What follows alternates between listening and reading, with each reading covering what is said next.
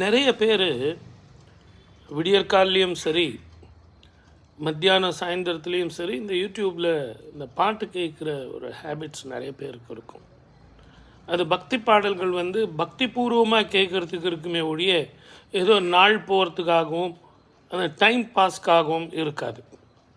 ஆனால் காலையில் சில பேர் சுப்ரபாதம் அப்படின்னு சொல்லிட்டு எம்எஸ் சுப்புலக்ஷ்மி பாடின பாட்டு அது கேட்டுட்டு தான் அந்த நாளையே ஆரம்பிப்பாங்க.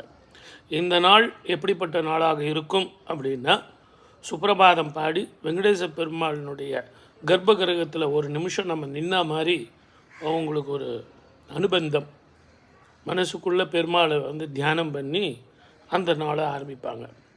ஒரு சில பேர் கந்தசஷ்டி கவசம், திருச்செந்தூர் முருகனையும் அறுபடை வீடில் இருக்கிற முருகனையும் நினச்சி அந்த கந்தசஷ்டி கவசத்தை பாடி நிறைய பேர் அந்த நாளை ஆரம்பிப்பாங்க. இன்னும் ஒரு சில பேர் இருக்காங்க, விநாயகர் அகபல் அப்படின்னு சொல்லிட்டு அந்த விநாயகரை பற்றின பாடல்களை பற்றி எல்லாரும் பேசி அந்த பாடல்களை கேட்டு அந்த நாள் இனிமையான நாளாகவும் நல்ல நாளாகவும் இருக்கணும் அப்படின்னு சொல்லிட்டு தொடங்குவாங்க. ஆனால் இன்னும் சில பேர் என்ன பண்ணுவாங்க அப்படின்னு கேட்டிங்கன்னா, மத்தியானத்தில் சாயந்தரத்தில் ஆதித்ய ஹிருதயம், அதே மாதிரி விஷ்ணு சகஸ்ரநாமம், லலிதா சகஸ்ரநாமம் அப்படின்னு நிறைய கேட்பாங்க. எங்கள் காலத்திலலாம் அதை பற்றி பேசுகிறதுக்கே தெரியாது. அப்படின்னா என்ன, லலிதா சகஸ்ரநாமம்னா என்ன, விஷ்ணு சகஸ்ரநாமம்னா என்ன அப்படின்னு ரொம்ப கஷ்டப்பட்டோம். எம்எஸ் சுப்புலக்ஷ்மி அம்மா வந்த பிறகு தான் விஷ்ணு சகஸ்ரநாமம் என்ன அப்படின்னு நிறைய பேருக்கு தெரியும்.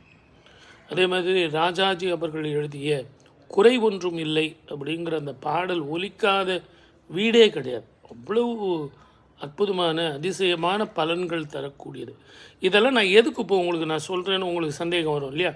குட் வைப்ரேஷன், நல்லதே பேசணும், நல்லதே செய்யணும், நல்லதே சிந்திக்கணும் அப்படின்னு செஞ்சால் அந்த நாள் நல்ல நாளாக ஆரம்பிக்கும், நல்ல விசேஷங்கள் நடக்கும், சுபங்கள் நடக்கும்.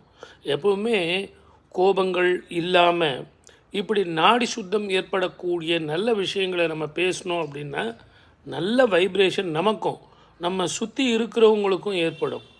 எப்போவுமே ஒரு செல்லு, டிவி வர்றவங்களுக்கு போகிறவங்களுக்கு பதில் சொல்கிறது அப்படின்னு ஒரு வைப்ரண்ட்டாக இருக்கும்னு வச்சிங்களேன், அது எப்பவுமே ஒரு மேனுவலாக இருக்காது, ஒரு மெக்கானிக்கலாக இருக்கும். அதனால தான் இதெல்லாம் கேளுங்க. அப்போது உங்களுக்கு எவ்வளோ ஒரீஸ் இருந்தாலும் டைவர்ஷன் ஆகும், சுப பலன்கள் கூடும். ஓகேயா?